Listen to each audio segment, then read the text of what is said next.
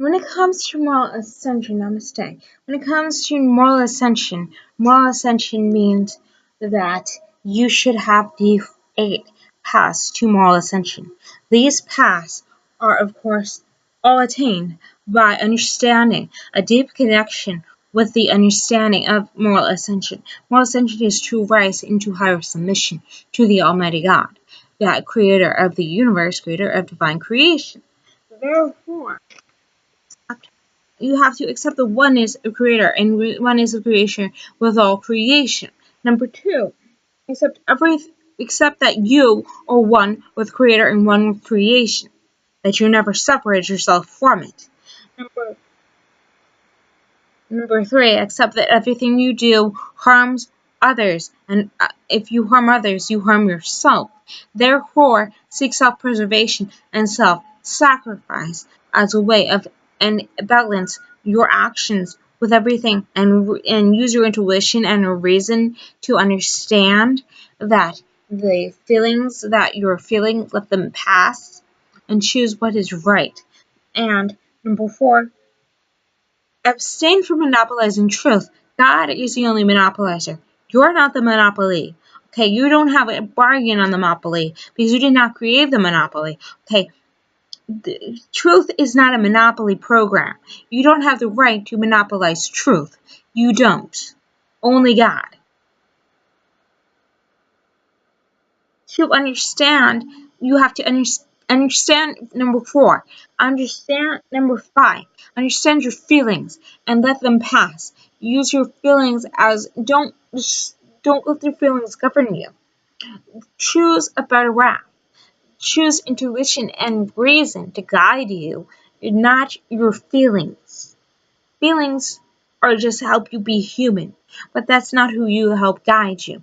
That's not how you are guided. Number 6. Befriend the ego, destroy the ego, become one with self-love. And that self-love is divine love. Choose divine love of yourself over ego love. Ego love is an illusion. Therefore, and then turn that around and choose divine. And once you divinely, and number 7, extend your divine love to everybody on the planet. Love everybody. Choose to love everybody. Divinely love everybody. Because when you're divinely loved as you would yourself, once you've achieved self-love, choose submission and do acts of kindness according to submission to truth. And the truth simply is wisdom. Choose wisdom will govern your actions. Wisdom that has allowed you to reach this divine state. Now you might ask, what are the divine truths? What is morality? Morality is simply not harming others, not harming society, and not harming yourself. Therefore, when you don't harm society, you don't harm yourself, and you don't harm others, you're living in morality. Everything you do comes back to you, right? It's characterized by the 7 laws of Noah, the 10 commandments, the Eightfold Path of the Buddhists. It's characterized by in the Dhammapada, in the Rig Vedas, in the Bhagavad Vedas, in the Upanishads, in the Zoroastrian texts, in the Buddhist texts, in the Jewish texts, the Torah, and it's characterized also in the New Testament. And basically every single moral code on the planet is established by some kind of religion, right?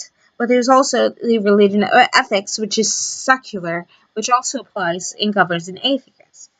Therefore, choose your moral path according to the path that chooses the most form of ascension.